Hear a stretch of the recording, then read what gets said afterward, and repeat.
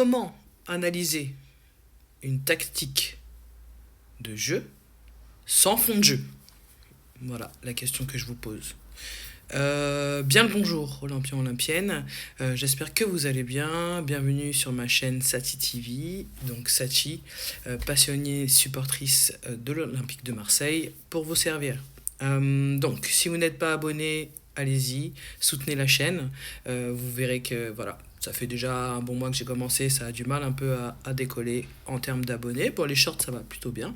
Donc n'hésitez pas à soutenir la chaîne, cliquez sur le petit pouce bleu, ça me fera plaisir déjà dans un premier temps, et puis ça va soutenir la chaîne. Donc ce débrief que je vous ai promis donc hier, je le fais aujourd'hui, donc ce débrief de la deuxième journée de Ligue 1. Nos Olympiens recevaient PFC, le Paris FC au Vélodrome, plein à craquer pour changer. Donc bravo aux supporters qui ont été là, bravo à leur fair play, puisque moi j'ai très peu entendu de sifflets, ce que j'avais potentiellement cru possible dans la dernière vidéo.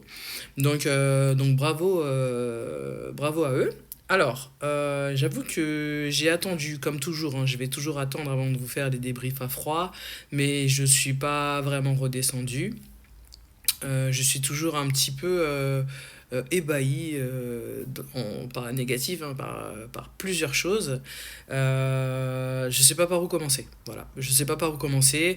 Encore une fois, voilà, je pense qu'il y a rien qui va. J'avais pris plein de notes pendant le match.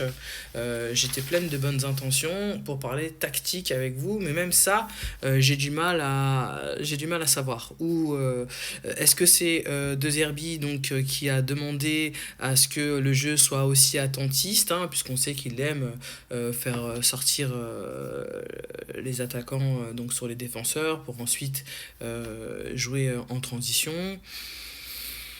J'ai rien vu de ça, ça n'allait pas. Donc voilà.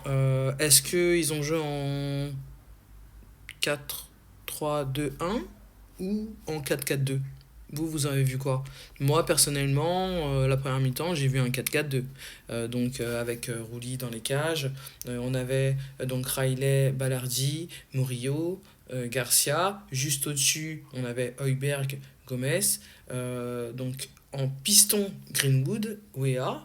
Et les deux attaquants qui jouent ensemble, Oba et Gouiri. Donc, moi, c'est ce que j'ai vu. Dites-moi ce que vous en pensez. Parce que quand je regarde un petit peu partout les compos annoncés, tout le monde dit qu'ils sont en 4-2-3. Écoutez, j'ai pas trop écouté les youtubeurs, donc je sais pas trop leur avis là-dessus, j'ai pas trop eu le temps. Pour en venir au fait, match catastrophique sur tous les plans, sauf mais on en viendra plus tard. Donc on commence par la défense, on commence par le début, c'est-à-dire le point le plus compliqué en fait. Pourtant, ce qui m'étonne, c'est que c'était la priorité du mercato cette saison. La priorité du mercato, c'était la défense. Et on se retrouve avec une défense passoire, un capitaine Balerdi qui n'en est pas un. Voilà. Balerdi, pour moi, on a une sérieuse question à se poser sur son capitanat. On se retrouve également avec un milieu, où il y a des absents, on le sait, on va pas répéter, sans inspiration, qui ralentit le jeu, qui se pose 1 milliard de questions. Gomez qui avait l'habitude de jouer assez rapidement, de sentir les coups, de passer les lignes assez facilement. Là, on dirait qu'il s'est mis à la même hauteur qu'Højbjerg, une diligence. Voilà. Je pensais Kondo ou Gomez, ça aurait été pareil là sur ce match. Pas d'inspiration. On a des attaquants par contre, donc c'est là mon point positif. Je mets de côté Weah, c'était une catastrophe Weah, franchement. Vous voyez, c'est déconstruit comme analyse. Pourquoi? Parce que le jeu est déconstruit. Pour une youtubeuse qui commence, c'est très compliqué de commenter un match comme celui-là. J'ai tellement de ressenti que j'ai du mal à cadrer mon analyse. Donc, grosso modo, il n'y a pas eu de jeu. Ça manquait de percussion, pas de transition rapide.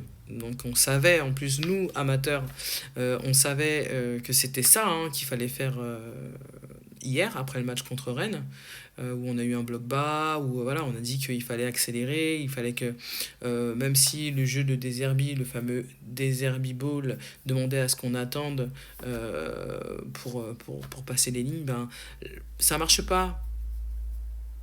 Ça marche pas. Voilà, ça marche pas. Moi, j'ai vu des attaquants qui faisaient énormément d'appels de balles au bas, Guéry, Greenwood, mais qui n'étaient pas servis. Pourquoi? Par manque d'ambition, par manque de technique, par manque d'inspiration. Alors tout le monde trouve des excuses. Oui, là c'est facile de dire c'est Rabiot, c'est Rabiot, c'est Véro, c'est Rabiot, c'est Rabiot, c'est Véro.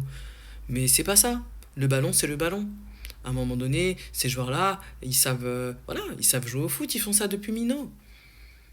Et comment se fait-il que, au final, ce soit donc Nadir, Vaz, qui arrive à enfin emballer ce match professionnel, de professionnels, pour la plupart aguerris.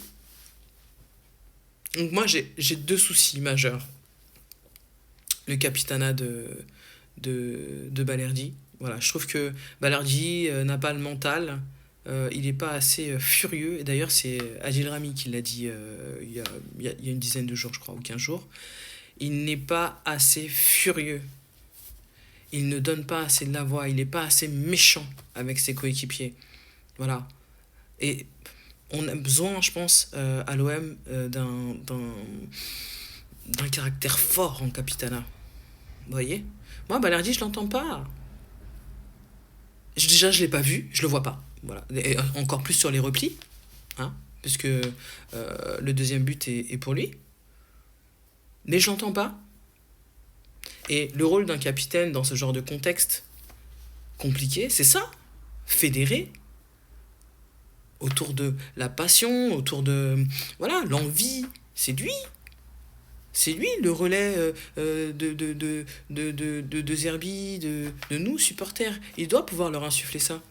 Est-ce qu'il fait ça, Balerdi? Non? Voilà. Ça, c'est mon problème majeur. Et mon second problème, en fait, et là, je sors du match, ça sert à rien. On a gagné 5-2. Oui, on a gagné 5-2. Mais ici, là, et surtout, oh, non, c'est là. Ici, là, on a perdu. Droit au but, non. Mm-mm. Non, on a perdu ce match. Dans mon esprit à moi, on a perdu ce match. On n'est pas à la hauteur. Voilà. Donc, je sors du match pour vous dire que j'ai un problème profond avec l'ingérence émotionnelle des encadrants, dirigeants de cette équipe. De Zerbi, Benatia et Longoria. Ils ont clairement, il n'y en a pas un des trois qui est capable d'insuffler justement cette sérénité, ce calme en fait, face aux problèmes, face aux éventuels. Parce qu'il n'y aura pas que celui-là comme problème, je vous l'annonce.